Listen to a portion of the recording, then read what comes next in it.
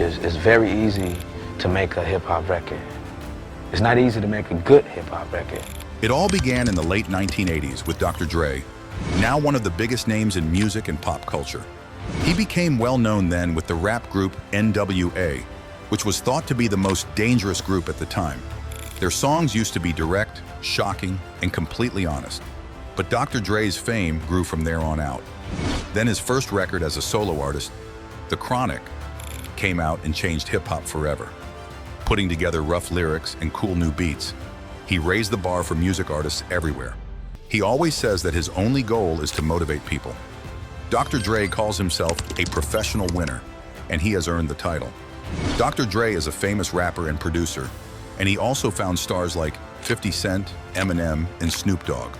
Not only that, but he also helped start Beats by Dre, which Apple later bought for a huge $3 billion. Isn't that something completely out of the world? Everyone thought his mom, Verna, had a young family, but she was determined to show them they were wrong. She had Dre when she was only 16. Dr. Dre grew up in a house full of music. His parents loved acts like Diana Ross and James Brown, and their vinyl collection was his whole world. Not long after that, Dr. Dre became crazy about music and turntables. But things were hard at home. His dad and his friends would smoke and drink in the house, and his mom did everything she could to keep Dre away from it all. After a while, Dre's parents split up, and he and his mom moved around before they settled in the Wilmington Arms housing project in Compton. Things didn't get better. His mom had 5 kids, and they had a hard time. Some of Dr. Dre's brothers died along the way. To support the family, Dre's mom did many jobs and taught him how to be a hard worker. Dre didn't like school, though. Music was his true love. He got a music mixer for Christmas one year and was hooked right away. He turned his house into his little workshop and spent all of his time making music. His first big break came when things were bad in L.A. Eve After Dark, is the name of the club. Inspired by Julius Erving, the great basketball player, Dr. Dre began acting under the name Doctor. He met DJ Yella there, and Yella would later join him in N.W.A. He soon changed his name to Dr. Dre and called himself the Master of Mixology. It was not just a name, it was a way of life. Dr. Dre joined the world-class Wreckin' Crew in 1984. This group was big in the West Coast electro-hop scene, but he began to think that all of those fancy clothes and shows were fake. For Dre, he wanted something new and real. And that's when he started to rap in a rougher, more honest way, influenced by artists like Ice-T, who talked about things that Dr. Dre could understand. And that change was just the start of Dr. Dre's famous music career. Dr. Dre met Ice Cube in 1986. Ice Cube loved what he called street reality rap. Dre was living with his mom at the time, but they didn't agree on what he should do with his life. Due to pure luck, his aunt's house was only 2 houses down from Cube's. So he chose to stay there. That's where they met. Dre was already in the Wrecking Crew, a group that everyone in Cube's group thought was famous. Cube was only about 14 years old, so Cube looked up to Dr. Dre. When Dr. Dre heard Cube rap for the first time, he was blown away. Cube was unique because it had raw ability, dirty lyrics, and a style that was hard to ignore. Dr. Dre kept coming back, and Cube began writing rhymes with him for the Wrecking Crew. In the garage, they would hang out, make mixtapes, and think of new ideas. One of their favorite things to do was change the words of well-known songs to make them more sexy and dirty. Dr. Dre would play music, and Cube would rap. They would perform at clubs in Compton, adding their style to the city. It was right in the middle of the crack epidemic, and gangs and police abuse were at their worst. It was a tough time, but it made their music stronger. Things went crazy in 1987. A neighborhood drug dealer named Eric Wright, better known as Eazy-E, wanted to use his money to start a real business by making records. They formed records with Jerry Heller, and Eazy saw big things in Dr. Dre and Cube. He got Dr. Dre to join, and Dr. Dre got Eazy to do more than just be the boss. Dr. Dre thought Eazy could be a good rapper. He motivated him, appreciated him, and did everything he could do to make Eazy sing, record, and be part of the scene. Not long after, MC Ren and DJ Yella joined, making N.W.A official. Dre was not just one of the members, though. He was making a full-on change in music.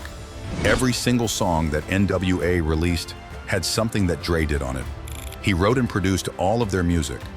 Their first record, Straight Outta Compton, came out in 1988 and caused a stir in the music industry, earning them the nickname World's Most Dangerous Group. The craziest part of all this is, as little as 3 hours a day, they worked on that famous album for only 6 weeks. Dre saw how strong their music could be. He told them, "If people like this now, wait until we get real studio time and gear." The N.W.A. didn't just want to make music. They wanted to make an effect that would shake up not only their neighborhood, but all of LA. So they wanted to be stars. LA stars. To be exact, they were not thinking much further than Los Angeles, maybe Oakland if they had to stretch it. Then the FBI became very interested in their music, especially the song "F*** the Police." The FBI didn't like it at all, but their attempts to censor it only made people pay more attention. This song was intense, bold, raw, and very explicit. It also had a strong political message that started a huge debate about free speech in America. N.W.A. changed more than just music. They changed culture as well. They showed artists that they didn't have to be perfect to be famous. Their album Straight Outta Compton was all about being real. They were going to be themselves on and off the record, no matter what people thought, and they did. This paved the way for other artists who also wanted to be real and raw. People were talking about N.W.A.'s song "Heist the Police" everywhere as their tour got bigger. The song was very critical of the police and didn't hold back when it came to calling things out. Their sound was rough, angry, and not sorry. Of course, the police didn't like it at all. People were furious and called it all kinds of names. Even the Attorney General's office got involved, saying it was offensive, dirty, and bad for young people. The police tried to arrest N.W.A. on stage in Detroit to show them that they couldn't say bad things about the police in that city. The plan didn't work, and they weren't arrested. Later, they even got a letter from the FBI saying they didn't like the message in that song. But N.W.A. kept going, even though there was trouble. By late 1989, Ice Cube, who wrote a lot of the lyrics and played a big part in the group, felt he wasn't getting his fair share.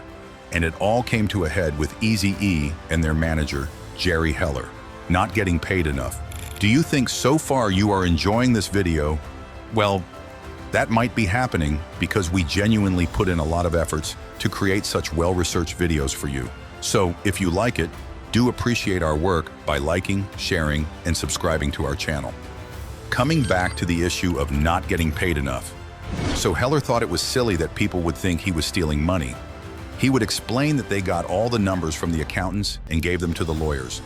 But Cube didn't believe him, so he finally left N.W.A. and went solo. In his new music, he got very mean to his old group, and it worked. Hits like America's Most Wanted and Boys in the Hood showed that he made the right choice. There were a lot of rumors that they broke up, but N.W.A. said they were still together. Things may have changed, but their effect lasted. As you may remember, N.W.A.'s second album came out in 1991 and caused a lot of trouble. Police raided warehouses and even arrested people who were selling the album. The more crazy things got, the more people wanted it. In Florida, they even arrested a store owner for selling it. At the same time, Dr. Dre was having his problems. He lost it at a Hollywood party and attacked TV host Dee Barnes because her show had something about Ice Cube that he didn't like. Dre got a $2,500 fine, 2 years of probation, 240 hours of community service, and even had to be in a PSA against violence. One morning, Dre's mom woke up to hear some crazy news on the radio. Dre was being accused of killing someone. She called him and was freaked out, but he told her, "Mom, you can't believe everything the media says," which is a good thing to remember. But some people did believe this news, even a few people who were close to Dr. However, the situation was handled after a lot of voices were heard. A lot of blame was put upon them. In those times, only N.W.A. was the concrete thing in Dr. Dre's life. Was it? After a certain period of this situation, N.W.A. started to fall apart. Yes, you heard that right. This time, the reason was Dre and Ice Cube. They didn't like how the money was being handled. Dre wanted to leave, so he went to Suge Knight for help. Suge is not exactly a gentle person. His methods are harsh, but he was able to get Dre out of his contract with Ruthless Records, which was a big deal because Dre was only getting a small cut of the money from his work and barely seeing any of it because of how the money was being handled. Everything changed when Suge Knight joined. The fun vibe of hip-hop started to change, especially at Ruthless. Suge was all business and people were on edge. Suge went on to make Death Row Records with Dr. Dre as his main artist. It was like a whole new chapter in rap. They had this raw, intense sound, and things got real. With Dre by his side, Suge started bringing in new artists from the streets of California. It was a big deal when Death Row Records worked with the movie Deep Cover in 1992. It was on that song with Snoop Dogg that Dr. Dre really made his name and showed the world his new direction. That's when he broke free from his past and started making music that would change the rap game forever. Dr. Dre, who was already a streetwise guy with a killer sense for music, took Snoop under his wing. Snoop was young and inexperienced, and he needed someone to guide him like a real mentor. And Dre was the perfect person for the job. He knew how to shape Snoop's talent and steer it in the right direction. Dre had a strong team behind him, and Snoop always admired that Dre saw the legend in him before he became one. Dr. Dre started working on The Chronic around this time. Wow, that album was like dynamite. It was ready to blow up the whole rap scene. Singles like Nothing But a G-Thang and Let Me Ride, with some of the smoothest verses ever from Snoop, started the G-Funk revolution and changed hip-hop in the 1990s. Dre was not just making beats, he was making something huge, a real cultural shift. In 1993, Dr. Dre's album, The Chronic, went triple platinum, and his song, Let Me Ride, won a Grammy. Grammy, who can forget that, right? Billboard also couldn't ignore him. The Chronic and Nothing But a G-Thang were the top songs on their list that year. And the craziest thing is, the first version of Nothing But a G-Thang was recorded over a call while Snoop was in jail. Dre taped the phone receiver to a mic so Snoop could record his verses with jail noises in the background. But later, Dre found a Leon Haywood track at his mom's house and thought it would make a better beat, so they re-recorded it when Snoop got out, and boom, they had a hit. They were just having fun making music that felt new and real. Dre didn't stop there though. He also planned Snoop's first album, Doggy Style, which didn't just hit #1 on the Billboard charts, it broke records everywhere. By 1994, Dre was already writing music for movies like Above the Rim, giving them a gritty street vibe. Then, in 1995, Dr. Dre made peace with Ice Cube, and the two of them put out the intense track, Natural Born Killers. Dre was not just making music, he was starting movements, breaking down walls, and leaving a legacy that would change the rap game forever. Dr. Dre was having a great time. On Friday, he released the record, Keep Their Heads Ringing for the Movie. The song went straight to number 10 on the Billboard Hot 100 and to the top of the Hot Rap Singles chart.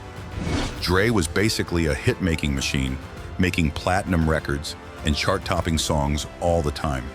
If you are enjoying watching this video, you will definitely like watching the video we created on Jay-Z and his Rags to Riches story. After watching this gem, you can jump onto our other video on Jay-Z.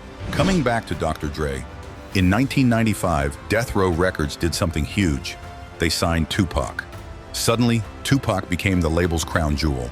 When Tupac and Dr. Dre released California Love, it was like an earthquake. Both songs went straight to the top of the Billboard charts. It looked like Death Row was having a great time, but behind the scenes, things were very different. It was really scary.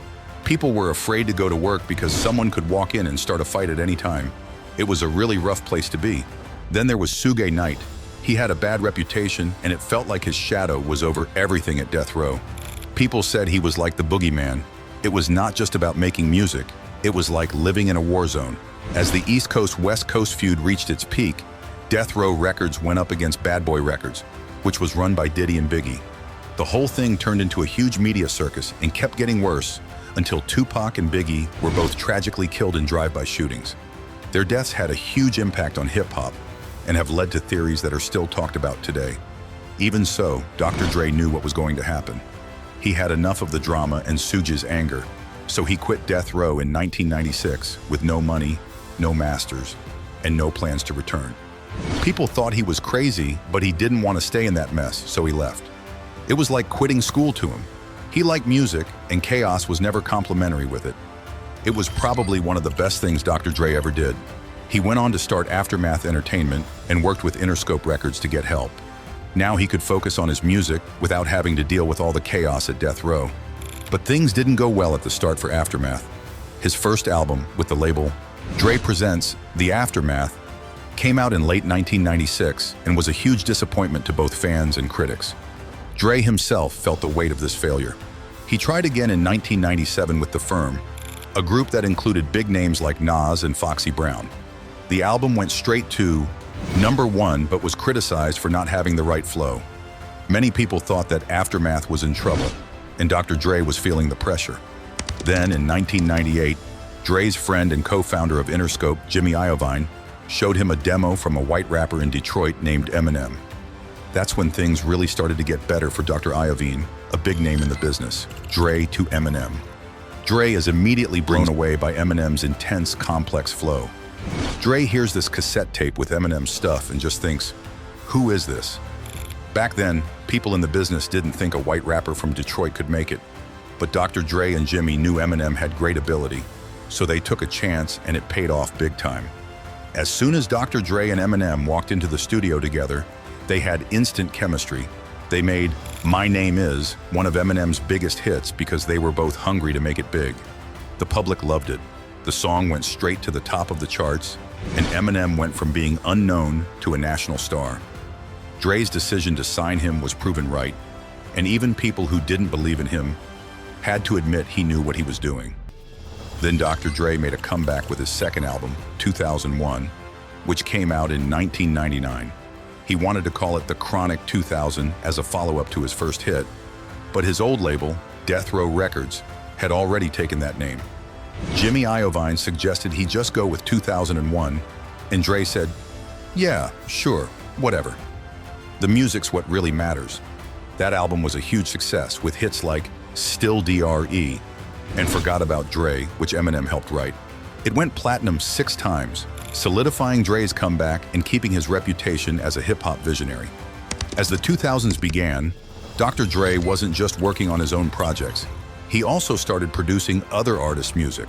For example, he co-produced The Real Slim Shady, Eminem's Grammy-winning single from the Marshall Mathers LP, which helped the album break records.